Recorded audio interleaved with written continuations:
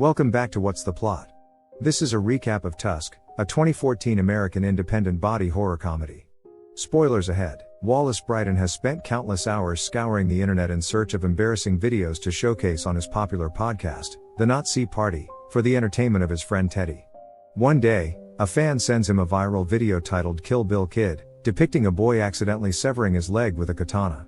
While Teddy starts to feel sympathy for the boy, Wallace remains unsympathetic, pointing out the boy's newfound fame and online popularity with 30 million views. In a surprising turn of events, Wallace decides to travel to Manitoba, Canada, to interview the infamous Kill Bill Kid for their next podcast episode. Before leaving, he makes tasteless remarks about the boy, hoping that he won't cry during the interview. However, upon arriving at the boy's house, Wallace is taken aback by the presence of a funeral flower and the sound of crying. He soon discovers that the boy has tragically taken his own life. Deeply frustrated, Wallace calls Teddy from a bar, expressing his disappointment that the boy didn't wait just 2 more days for the interview. Determined to find another subject for their show, Wallace stumbles upon a handbill in the bar's bathroom.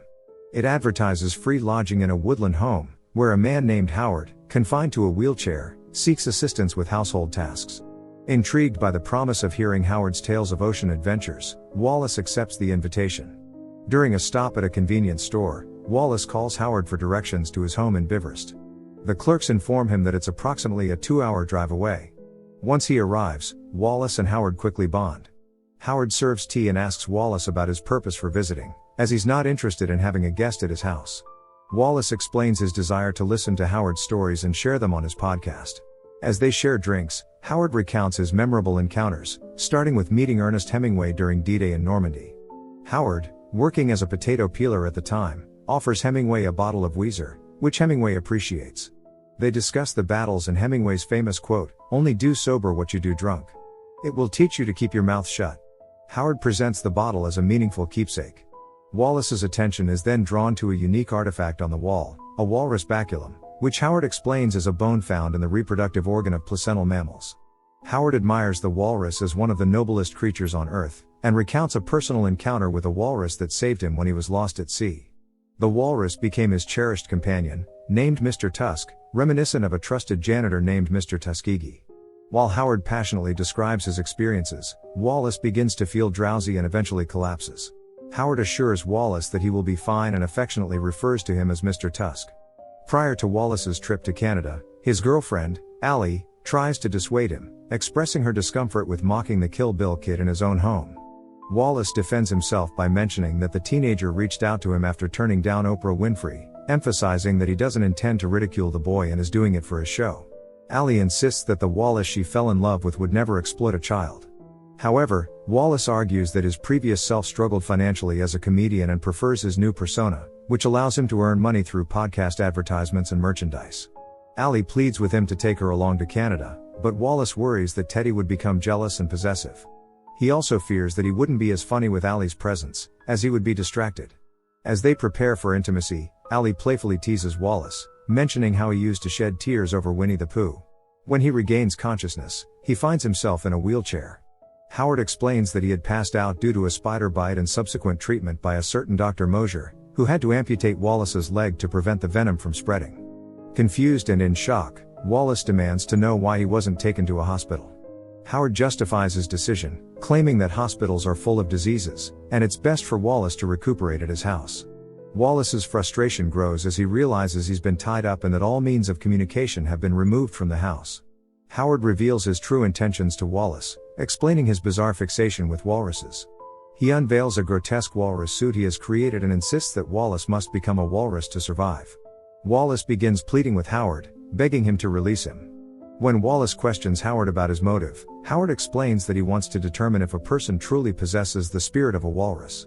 In response to Wallace's cries for help, Howard cruelly mocks him by joining in and screaming along. Meanwhile, Allie confides in another man, expressing her growing resentment towards Wallace for cheating on her. She confesses that she also resents herself for putting her life on hold for him. Allie cherishes the moments she spends with this man because he restores her, counteracting the damage Wallace inflicts on her. During a podcast episode prior to Wallace's trip to Canada, Teddy reveals that he plans to take Allie to the Getty Museum since Wallace lacks interest in art. When signing off, Teddy mentions that Allie wants to accompany him to Canada. However, Wallace insists that he doesn't want Allie around when he interviews the Kill Bill Kid, as he believes he can't be himself if she's present. Wallace becomes frustrated with Allie at times due to her constant criticism of his mean comedy. He then admits that despite finding Allie attractive, he desires other women. He tells Teddy that he's going over to Allie's place to have sexual relations with her before his trip. Back at Howard's house, Wallace hears his phone ringing and attempts to follow the sound. Just as he reaches the phone, the ringing stops. He notices a missed call from Allie and calls her back, but she doesn't answer, so he leaves a message. Whispering into the phone, he pleads for Allie's help, revealing that he has been abducted by a man who intends to transform him into an animal. Wallace expresses his fear of never seeing her again and apologizes for how he treated her.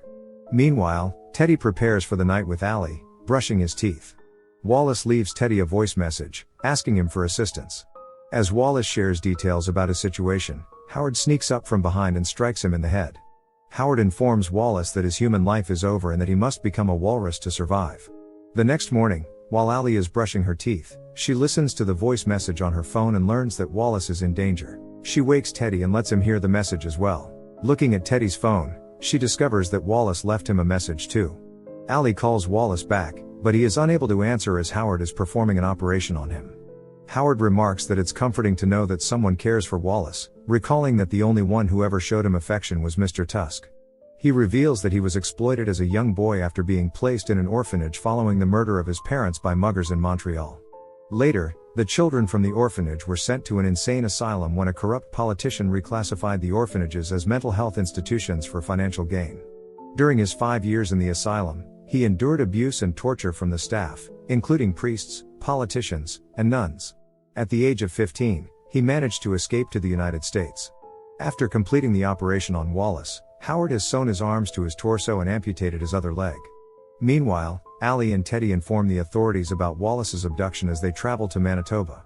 In an underground room, Howard finishes fitting a walrus costume onto Wallace's body. Howard begins reciting poetry while Wallace screeches in response. Addressing Wallace as if he were Mr. Tusk, Howard reminisces about the time they spent together when he was stranded at Ponder Rock. Howard recites another poem, expressing remorse for abandoning Mr. Tusk to rejoin humanity, feeling that it was a mistake considering the atrocities committed by humans. Allie and Teddy track down Wallace by showing his picture at various car rental companies. At the police station, they play Wallace's last message to them for a detective. The detective questions if Wallace is playing a prank due to their usual humorous podcast style. Teddy assures the detective that Wallace wouldn't take his jokes too far. The detective is puzzled by the mention of Howard cutting off Wallace's leg and remembers a former Quebec detective asking about legless bodies in their jurisdiction. He provides Allie and Teddy with the contact information of Guy Lapointe, a former cop who has been hunting Howard for years.